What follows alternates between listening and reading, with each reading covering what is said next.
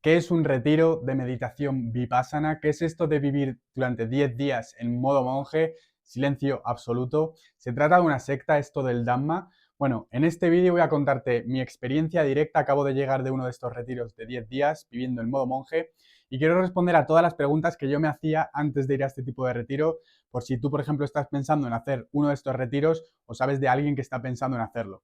Bueno, antes que nada quiero darte la bienvenida a este canal. Yo soy Mario Rupérez, el fundador del Modo Guerrero, y me puedes seguir en Instagram como Mario Rupérez DC. En este vídeo voy a contarte todo, no me voy a guardar nada, voy a responder a todas las preguntas que me he encontrado, que yo me hacía también, y sobre todo, si tú tienes alguna pregunta, no dudes en dejarla en comentarios para que la podamos responder y todos pues tengamos la máxima información posible para tomar una u otra decisión. Y como digo, no voy a guardarme nada y creo que lo mejor que puedo hacer por ti y por las personas que están pensando en hacer este tipo de retiros es contaros todo cómo lo he vivido yo desde dentro. Bueno, el centro en el que yo estuve, en Ávila, es un centro que está en la ladera de una pequeña colina a los pies del Almanzor, un pico de 2.700 metros, en plena naturaleza y a las orillas de una ribera. Entonces, este centro de meditación dispone de varios, digamos, edificios. También hay una zona como para pasear, una zona a la orilla de un río, en la que en diferentes puntos del día a día, pues nosotros podíamos bajar a pasear, estar en plena naturaleza, etcétera, etcétera. Y bueno, sobre el coste de la actividad, esto es algo que probablemente ya sepas, pero es una actividad que en principio no tiene coste, en el sentido de que funcionan por donativos. Tú al final de lo que es el retiro, haces una aportación, una donación, si quieres, de la cantidad que tú quieras en función de cómo sea tu capacidad económica, cómo hayas vivido la experiencia, lo que te ha servido y lo que tú consideres que vale para ti, ¿no? Esto es algo que, jolín, yo considero que hacen una labor increíble en lo que es el aportar, el servir, ¿no? Es decir, hay personas que van a servir y yo creo que en ese sentido se portan muy, muy bien, las instalaciones están muy bien, la comida está muy bien, está todo súper bien estructurado y organizado. Entonces, bueno, yo sí que recomiendo hacer una donación, no sé, que vale, por ejemplo, una estancia en un entorno rural la noche, 20 euros, ¿qué valen las comidas? Pues que hagas tú tu propia aproximación y que en función de tu capacidad económica y lo que creas que vale para ti la experiencia, pues que puedas donar a la organización. Al final viven de eso y bueno, es algo que puedes investigar en la página web, puedes informarte un poco al respecto, pero que sepas que simplemente no hay un precio de lo que es el retiro como tal, sino que funciona en función de las donaciones que hacen los alumnos. Un pequeño paréntesis acerca del tema del transporte.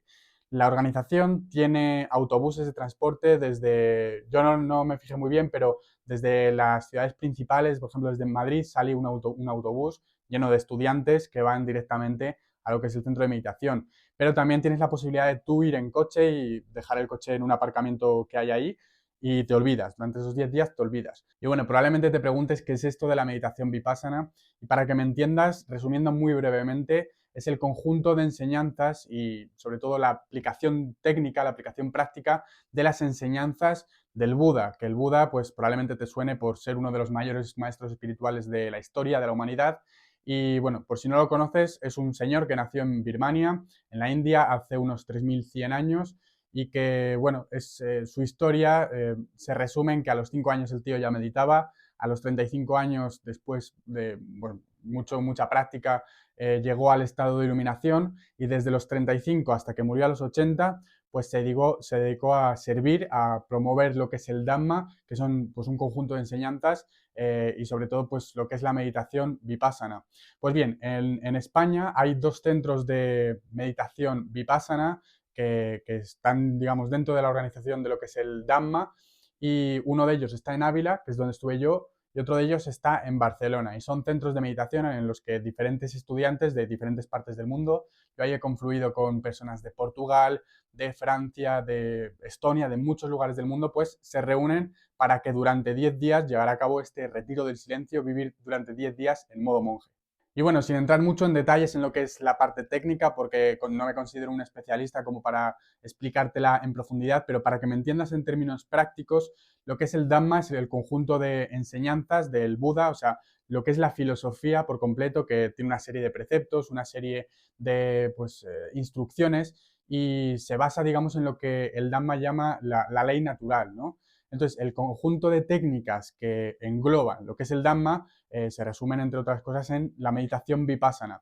La meditación Vipassana es una meditación, es un tipo de meditación que también se utiliza en el mindfulness con otro nombre y de otra forma, pero básicamente se basa en la observación, a través de la respiración, a través de los sentidos, la observación de qué es lo que está ocurriendo en nuestro cuerpo, con el objetivo de trabajar a nivel inconsciente lo que es los diferentes deseos y aversiones que se llaman, que surgen y de forma ecuánime, pues prestarles atención y de forma ecuánime, pues no reaccionar. Y esa es la forma, digamos, de purificar la mente, de cortar de raíz las impurezas de la mente, con el objetivo último de, pues limpiar la mente y alcanzar finalmente el estado de iluminación. Y bueno, una de las principales cosas que te puedes estar preguntando es por qué yo debería hacerlo o por qué en general las personas que deciden hacer este tipo de retiros deciden hacerlo. Pues voy a reunirte un conjunto de razones o características o motivos, de entre los cuales muchos de ellos yo comparto y son motivos por los que yo lo hice, que normalmente la gente utiliza para hacer este tipo de retiros. Bueno, en primer lugar, es un tipo de retiro en el que no tienes contacto con el exterior, en el sentido de tú cuando llegas, pues lo primero que haces es dejar tu dispositivo móvil y no tienes acceso, digamos, al exterior. Entonces, muchas personas, yo incluido, pues lo utilizan para, como proceso de desintoxicación del mundo digital. Si tú, por ejemplo, eres un emprendedor online o teletrabajas o estás en contacto directo con la tecnología durante mucho tiempo, muchas horas al día, es algo que te va a ayudar durante 10 días, vas a estar eh, pues aislado de lo que son ondas electromagnéticas y, en fin, muchas historias. Y de la misma manera, el hecho de estar durante 10 días aislados del exterior, pues te da lugar a que tú puedas llevar a cabo un proceso de desintoxicación de muchas otras cosas. Es decir, ya no tienes notificaciones, no tienes acceso a ultraprocesados, no tienes acceso a un montón de estímulos externos que en nuestro día a día, pues poco a poco nos van distrayendo, se convierten al final en agujeros de nuestro tanque energético, ¿no? Relaciones tóxicas, en fin, un montón de historias. Pero el resumen es que como proceso de desintoxicación, pues puede servir el hecho de estar 10 días aislado en plena naturaleza y demás. Otra de las razones que utilizan las personas, pues es aprender básicamente a meditar. Hay muchas personas que han empezado a hacer meditaciones guiadas, practican en casa y demás, pero sin duda este tipo de retiros sirven muchísimo para poner en contexto lo que es la técnica de meditación vipassana, porque tú puedes buscar aquí en YouTube meditación vipassana, vas a encontrar vídeos y pues vas a encontrar meditaciones guiadas, pero sin un contexto, sin entender lo que es el Dhamma, sin entender cuál es la intención de cada uno de los procesos, la intención de la técnica, pues no vas a entender realmente, no vas a trabajar muy a nivel superficial y no vas a entender lo que son las bases de la técnica y lo que son las bases de la filosofía del Dhamma. Otro de los puntos importantes, que es para mí uno de los más importantes, es que supone un salir de la zona de comodidad. Es decir, durante 10 días vas a estar incomunicado, no vas a poder, digamos, interactuar con tus compañeros, salvo contadas ocasiones que son pues, al principio y al final del retiro. Y pues es mucho salir de la zona de comodidad, porque, bueno, estamos acostumbrados a tener un montón de estímulos sociales, un montón de estímulos en general en nuestro día a día, y el hecho de estar durante tanto tiempo con uno mismo, tener tanto tiempo para realizar ese ejercicio de introspección, hace que se convierta en una práctica realmente complicada.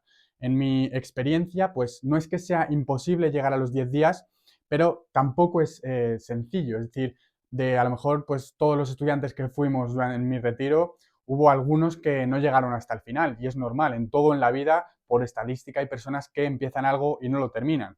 Pero bueno, te puedo decir que más del 90% yo creo de personas finalmente terminaron este retiro de 10 días. Y esto de alguna forma se convierte en un retiro de alto impacto emocional, ya no porque sea una situación especialmente complicada, sino que supone salir por completo de los patrones que normalmente tenemos en nuestro día a día. No estamos nada acostumbrados a llevar la vida de un monje durante 10 días. Y bueno, pues es algo que a mí especialmente pues me llama mucho la atención porque se trabaja la resiliencia, se trabaja la resistencia en muchos sentidos.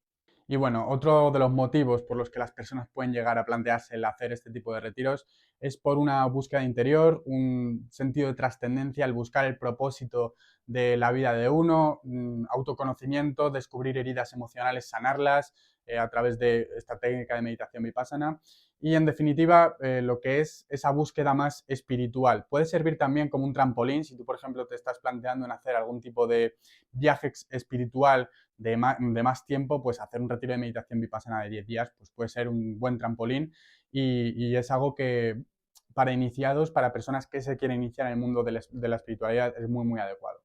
Y bien, pregunta que me han hecho mucho, pregunta que yo también me hacía y pregunta que muchas personas se hacen. Puede que tú te la hagas. ¿Es esto del Dhamma una secta? Bueno, pues buscando la definición de secta en Google, dice que es un conjunto de seguidores de una doctrina ideológica o religiosa concreta que representa una sección o sector desprendido de un conjunto más amplio, o bien que sea cortado, separado, desgajado. Es decir, esta definición es muy amplia en el sentido de que podríamos llamar secta, yo qué sé, a la universidad misma y a un montón de cosas que entran dentro de esta definición. Entonces, ¿es esto el Dhamma una secta? Bueno, pues al igual que diferentes religiones, el cristianismo, muchas de ellas nacen de congregaciones sectarias, ¿no? De sectas que finalmente se expanden. Entonces, durante las formaciones aquí en el Dhamma es algo de lo que se hablaba mucho, de que pues eso, de que no está, digamos que el Buda no quería que el Dhamma fuera una secta ni que se le rindiera homenaje así como una idolatría extrema, pero finalmente yo creo que al final, si tú lo que te preguntas es si es una secta o no, supongo que la pregunta va más por esto es algo como en las películas o algo como lo que te imaginas, que hay rituales raros, satánicos. Bueno, la respuesta es que no, es decir, es algo mucho más normal de lo que te puedes imaginar a nivel, pues, en películas, en lo que es una secta. La respuesta es que no, pero al final es que este tipo de prácticas, este tipo de filosofías, congregaciones, pues al final reúnen una serie de características que pues son compartidas con una secta. Entonces, yo creo que es una pregunta que no tiene mucho sentido en el sentido de que es una secta, qué esperas tú que sea una secta y bueno, finalmente yo creo que lo mejor es que cada uno lo juzgue por ti mismo, pero para mayor tranquilidad, decirte que ahí van personas totalmente normales, el maestro es una persona normal que viste de calle, los servidores también son personas normales y finalmente ahí pues no hay nada, digamos, fuera del orden, me refiero a que, por ejemplo, tú vas a una iglesia cristiana y es una práctica parecida, ¿no? Entonces, en ese sentido, no se rinde, digamos, idolatría a una deidad, a una figura, ningún tipo de dios. Sí que se habla mucho de la figura del Buda y sí que se emplea durante, vamos, obviamente, ¿no? Es una práctica, es legado de Buda. Entonces se habla mucho de esto. De alguna forma también se idolatra en el sentido de que pues se habla mucho de él, se apela mucho a lo que quería el Buda y todo esto, pero finalmente yo creo que esta respuesta, pues para mí, o sea, esta pregunta para mí no tiene más sentido más allá del que tú le quieras dar. Júzgalo por ti mismo. Y bien, te cuento ya cómo fue mi experiencia desde el minuto uno que yo llegué hasta el último minuto en el que me fui de lo que es pues este centro de meditación en Ávila. Pues bien, yo conforme llegué, lo primero que hicimos fue, digamos, instalarnos, ¿no? Damos el móvil, ya hay un teléfono de emergencia, por supuesto, por si ocurre algo afuera o se tienen que avisar a los familiares de alguna forma, pues hay un número de emergencia, tú se lo pasas a las personas que están afuera, tal, para que se queden tranquilas, das el móvil y desde ese momento ya estás totalmente desconectado del mundo exterior.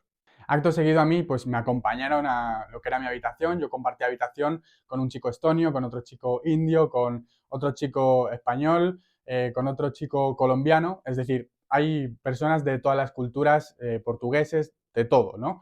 Y bueno, pues compartí habitación, a mí me tocó en lo alto de una litera y la verdad es que las instalaciones muy, muy bien, es decir, son instalaciones muy modernas, suelo radiante, hay placas solares ahí en lo que es la finca, o sea que está todo muy, muy bien hecho, muy bien preparado. Es decir, no pienses que vas a ir a vivir en condiciones extremas durante 10 días. Al revés, lo que son las instalaciones están muy bien, o sea, son muy cómodas y está todo lo que se necesita a la disposición. Está todo pensado para que tú, pues desde el minuto uno, puedas estar viviendo lo que es la experiencia y centrado únicamente en vivir y en experimentar lo que se hace, ¿no? En vivir la experiencia, que no tengas que preocuparte de absolutamente nada. Después de haberme instalado en mi habitación y demás, pues me quedé afuera, empezó a llegar la gente, empiezas a hablar, a hacer pequeñas conexiones, cosa que aquí entra un poco una pequeña recomendación si cabe.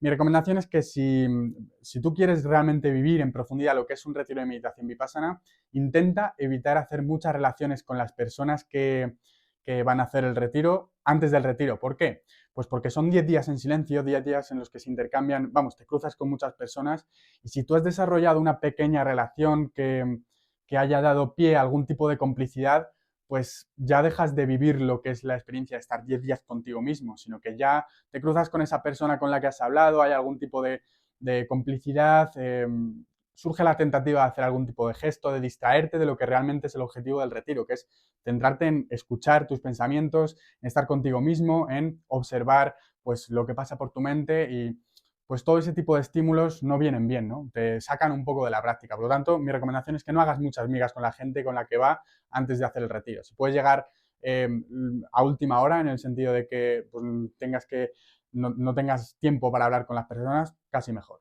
Y bueno, el primer día se explican un poco las instrucciones, hay una pequeña cenita, se explican las instrucciones y a partir de la noche, vamos, del día siguiente ya empieza lo que es el retiro, lo que es la práctica de 10 días en modo monje que yo llamo, o 10 días, pues eso, viviendo, sí, la vida de un monje con los horarios de un monje o, en fin, pues este tipo de cosas. Entonces, ¿cómo es el horario de un retiro de meditación vipassana? Bueno, esto es algo en lo que no quiero dar muchos detalles, la verdad, porque esto es algo que creo que se debe experimentar, pero para propósitos prácticos debes saber que se sigue todos los días más o menos la misma rutina, sin el más y sin el menos, es la misma rutina, y excepto pues quizá el último día que hay alguna modificación porque hay alguna formación de despedida y el primer día que se explican un poco las instrucciones y demás, todos los días son prácticamente iguales. Te levantas de noche, muy de noche, no voy a decir la hora porque prefiero que lo experimentes, pero pasan varias horas hasta que sale el sol. Entonces lo primero que se hace es meditar y de ahí pues se desayuna, se hace alguna otra meditación, se come, se hace alguna otra meditación y se cena. Y finalmente pues ya te vas a la cama por la noche. Pregunta, ¿qué tal las comidas? ¿No? ¿Voy a pasar hambre? Una pregunta que por si te ha venido a la cabeza. ¿Voy a pasar hambre? ¿Qué tal son las comidas? Bueno, decirte que no tengas ningún tipo de preocupación al respecto. Lo único que sí decirte que si tienes algún tipo de requerimiento especial, lo tienes que comentar por adelantado a la hora de realizar tu inscripción y decir también que en general se sigue un tipo de alimentación vegana, crudivegana, es decir, no se come carne durante estos 10 días ni derivados de ningún tipo de animal por el simple hecho de que se considera, el Dhamma considera de alguna forma, puede que me equivoque al decirte esto, pero si no entendí mal, el Dhamma considera que cualquier trabajo o algo que promueva, digamos, el trato de alguna forma o matar animales y demás, pues es algo que no está muy bien visto, como que la energía está contaminada de alguna forma y es algo pues que simplemente no se sigue. No se come ni carne, ni pescado, ni huevos, ni derivados, ni nada. Bueno, leche sí, leche en los desayunos y a la hora del café pues sí que hay leche y demás. Pero bueno, en principio no cuentes con mucha proteína animal. En mi caso, por ejemplo, me llevé un botecito con mis suplementos, los suplementos que normalmente tomo aquí en casa, pues esos suplementos que yo ya tomaba, pues simplemente que sepas que yo me los llevé, los estuve tomando por si tú tienes algún tipo de requerimiento especial. Bueno, por supuesto hay un código de normas, digamos, un código de disciplina que se llama ahí, que es el conjunto de normas y cosas que se pueden y no se pueden hacer.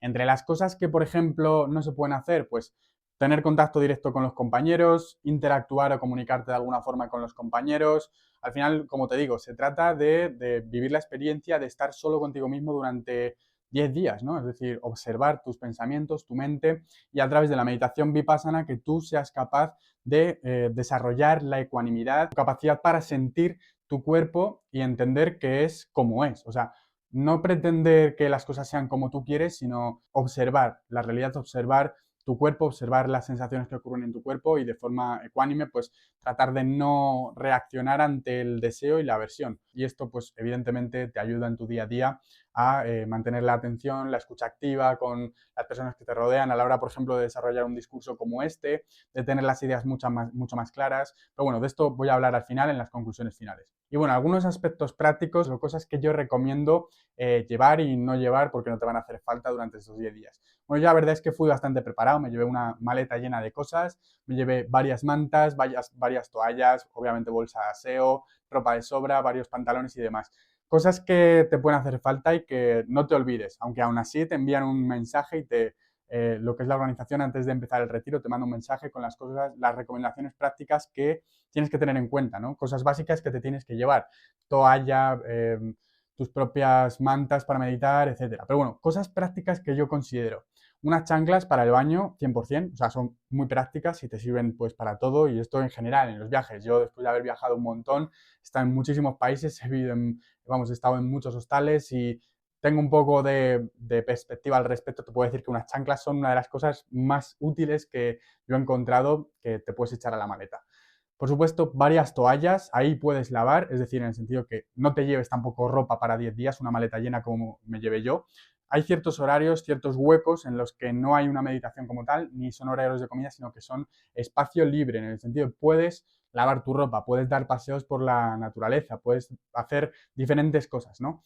Pero bueno, decirte eso, que no hace falta que te lleves ropa para 10 días, sino que llévate pues algunos pantalones largos, hay un código de vestimenta, no se permite, por ejemplo, ropa que no cubra lo que es el hombro, no se permita ropa que esté por encima de las rodillas. O sea, olvídate de pantalones cortos, olvídate de camisetas de estas de tirantes, olvídate de todo eso porque no lo vas a poder usar. O sea, yo te recomiendo que te lleves varios pantalones largos, yo por ejemplo 3, 4, yo creo que es suficiente, lo vas lavando, por supuesto, y poco más, alguna camiseta, sudadera y un abrigo. Durante mi estancia, los 10 días que yo estuve, pues sí que llovió bastante, o sea, algunos días no llovió abundantemente, pero sí que cayeron chispas, entonces se recomienda llevar algún tipo de paraguas si quieres o alguna chaquetilla, chubasquero que te cubra la cabeza. También en el caso de que seas hombre, pues llevar tus cosas para afeitarte, cuidarte la barba, las uñas incluso también, que esto es algo que a mí me faltó y eché de menos,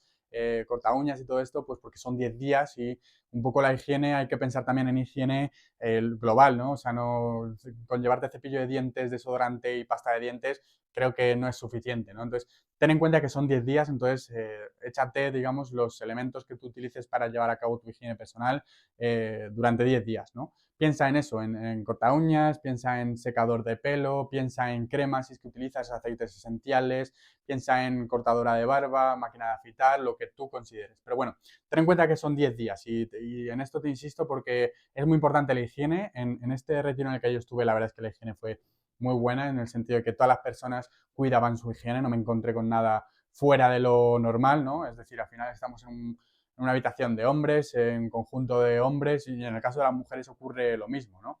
Es decir, estás con varias personas de diferentes lugares, con diferentes costumbres culturales, con diferentes prácticas higiénicas y demás, pues yo recomiendo simplemente que para cuidar lo que es la experiencia no solo tuya, sino de otras personas, que tengas un adecuado cuidado de tu higiene personal. Y bueno, cosas que yo me llevé pero que no me hicieron falta fueron, por ejemplo, gomas para entrenar. Yo me llevé mis gomas pensando en, vale, si no hay gimnasio o lo que sea, pues por lo menos me llevo las gomas y en los descansos puedo entrenar, hacer algo de ejercicio y demás. El ejercicio es algo que no está permitido porque puedes distraer a los demás compañeros también te distraes a ti mismo de la práctica, de la observación y de la autoexploración. Entonces, es algo que si estás pensando en llevar algo para entrenar o para hacer ejercicios de movilidad, pues no te va a servir mucho. Quizá una esterilla de yoga, pues incluso tampoco va a ser muy necesaria, pues si lo estás pensando. Pero bueno, yo creo que con una manta es suficiente, porque en lo que es el centro de meditación, pues hay almohadas de sobra. Bueno, si tú, por ejemplo, había gente que llevaba la almohadita esta redonda para meditar, había gente que llevaba su banqueta para meditar, si tú estás acostumbrado a meditar y tienes este tipo de artículos, pues guay, llévatelos, te van a ser útiles y te va a hacer la meditación más cómoda. Ahora, si no los tienes, ni te preocupes porque hay material de sobra para que puedas meditar. Eso sí, vas a tener que lidiar con el dolor. A mí, por ejemplo, los primeros días me dolían un montón las piernas porque no estaba acostumbrado a tener la posición de sentarme de rodillas o sentarme con las piernas cruzadas. Entonces es algo que las rodillas y demás sufren un poco los primeros días, pero también es parte de lo que es la práctica, es parte del resistir el dolor o resistir el deseo de cambiar de posición y demás. Entonces, no te preocupes por lo que son elementos de meditación. Yo te recomiendo que si quieres échate una manta para que puedas tener, pero ya te digo que hay suelo radiante, o sea que la temperatura era perfecta. Te puedes echar una pequeña manta para meditar o una pequeña manta si quieres pues para acomodarte un poco mejor en tu lugar de meditar. Otra cosa que no me hizo falta, pero que aquí, bueno, sale un poco mi vena rebelde, es que no se permite leer. Ahora, yo, como digo, pues salí un poco mi vena rebelde. Si no sabes de lo que te hablo, pues te hablo de los arquetipos de guerrero, que aquí en modo guerrero estudiamos, y es que hay 6 tipos de guerrero: el líder, el sabio, el conector, el iluminado, el artista y el rebelde. pues a mí me salió un poco la vena rebelde y yo sí que me llevé un libro que fue el del Poder de la Hora. Lo tengo por aquí, El Poder de la Hora. Si estás pensando en llevarte algún libro, oye, pues no te lleves ningún libro que te vaya a sacar de la práctica, no te lleves una novela, no te lleves nada que no tenga que ver con lo que es la práctica en sí, ni siquiera de otra religión ni nada, porque lo que va a hacer es desenfocarte. Y precisamente una analogía o una metáfora que se utiliza es que tú no puedes estar subido en un caballo, pretender hacer un viaje con un caballo y pues montar, digamos, una de tus piernas sobre otro caballo, porque lo que va a pasar es que te caigas. Pues en este sentido ocurre lo mismo. Vive si lo estás pensando en hacer, vive la práctica del Dhamma, no te preocupes de tu religión, de ninguna otra práctica, sino durante esos 10 días focalízate en lo que te tienes que focalizar. Ahora, si te vas a llevar algún libro, ya te digo, yo me llevé este, porque también, bueno, es un libro sobre espiritualidad que, digamos, te guía en el proceso de observación y vibra mucho, o sea, tiene mucho que ver con lo que es la práctica del Vipassana. Entonces, si tuviera que decirte que el único libro que se me ocurre que te pudieras llevar y que no te sacara de la experiencia sería este. Yo, pues durante los 10 días me lo leí 2 veces, la verdad, a hurtadillas en los descansos. Es algo que, como digo, no se debe hacer. Es algo que te saca, no te saca de la experiencia, si es este preciso libro, porque también te guía en el proceso de autoexploración y a entender un poco los conceptos, pero lo que es, si quieres hacer la práctica pura y hacerlo bien, no te lleves ningún libro, no lo vas a necesitar. Otra cosa muy importante, hablando de este libro, que esto pues no nos lo dijeron, pero yo considero muy importante si realmente quieres vivir la experiencia bien, y es que la práctica de la presencia requiere de que tú elimines lo que es la sensación de tiempo, de que dejes de crear tiempo psicológico y si quieres realmente eliminar el pasado, eliminar el futuro o digamos centrarte únicamente en la práctica de la presencia, no lleves reloj. De verdad, es una cosa que te va a sacar por completo de las meditaciones porque son muchas horas meditando, son entre 6 y 11 horas al día meditando, dependiendo del día. Entonces, yo te recomiendo que no lleves reloj porque te va a sacar de la práctica, no lleves reloj porque está todo medido. Hay una campana que suena cada vez que toca un cambio de tarea. A lo mejor el primer y el segundo día sí que tienes que estar revisando el horario, que está puesto en papelitos durante todo, vamos, en todo lo que es el centro. Lo puedes ver el horario, así que no necesitas un reloj. Pero al final te lo acabas aprendiendo, sabes lo que toca cada hora y demás. Entonces, como digo, no te lleves un reloj porque es que te va a sacar de la práctica, durante alguna meditación se te va a hacer larga, vas a estar mirando el reloj y se te va a hacer mucho más pesado y no vas a disfrutar de lo que es el arte de la presencia, vas a estar ahí pendiente de la hora a la que es. No te lleves reloj, es la mejor recomendación que te puedo dar.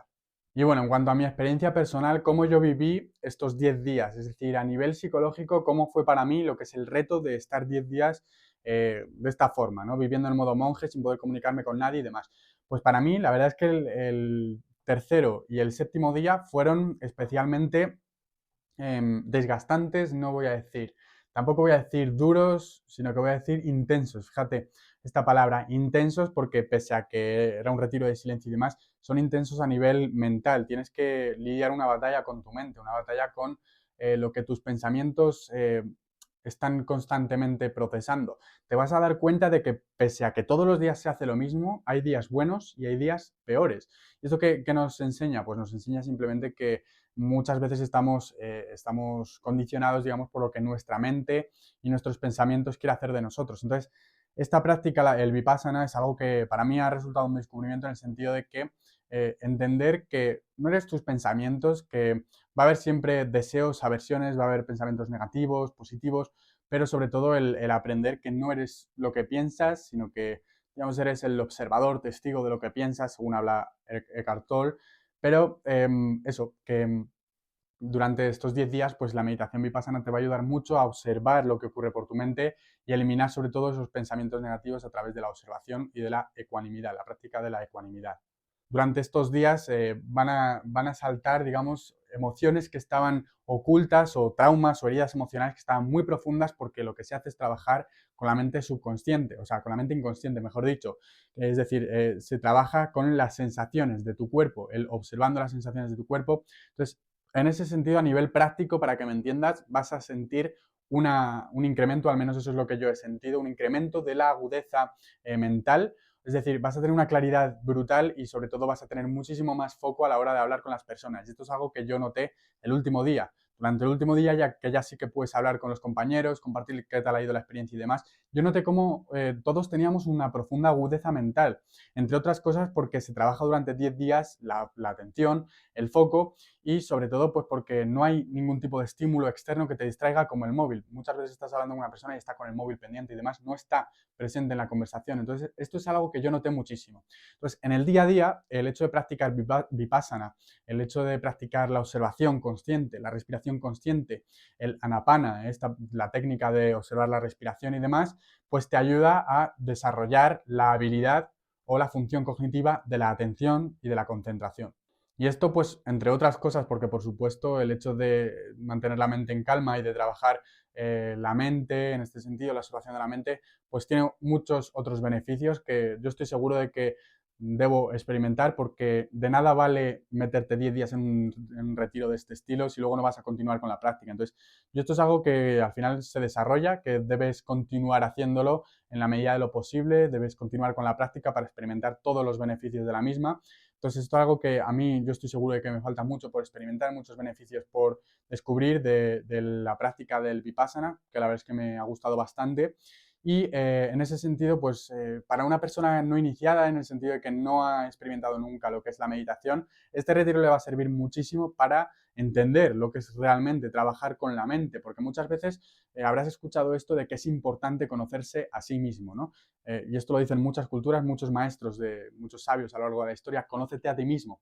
Entonces, es muy importante conocerse a uno mismo, pero yo siempre me he hecho la pregunta de cómo, ¿vale? Y de hecho, yo después de estudiar el máster en neurociencia, trauma, resiliencia, después de haber estudiado el experto en coaching de fortalezas, me preguntaba, vale, yo ahora mismo hablo mucho sobre la mente, sé mucho sobre la mente, pero no conocía una herramienta práctica tan efectiva, tan simple, sobre todo para trabajar con la mente inconsciente. Y esto es algo que el Vipassana me ha hecho descubrir y es algo que, por supuesto, pues precisamente por eso hago este vídeo y por eso en lo personal sí que recomiendo el vivir y el experimentar este tipo de retiros y experimentar con este tipo de prácticas, porque tiene muchos beneficios a nivel neurocientífico y sobre todo es una herramienta práctica que tú puedes utilizar en tu día a día para mejorar tu salud mental y para curar traumas, heridas emocionales, para mejorar tu capacidad de foco, atención, memoria. Y te lo digo en el sentido de que he estudiado cómo funcionan los procesos cognitivos, he estudiado mucho acerca de neurociencia, sé de lo que te estoy hablando y creo que tú te puedes beneficiar mucho de esta práctica.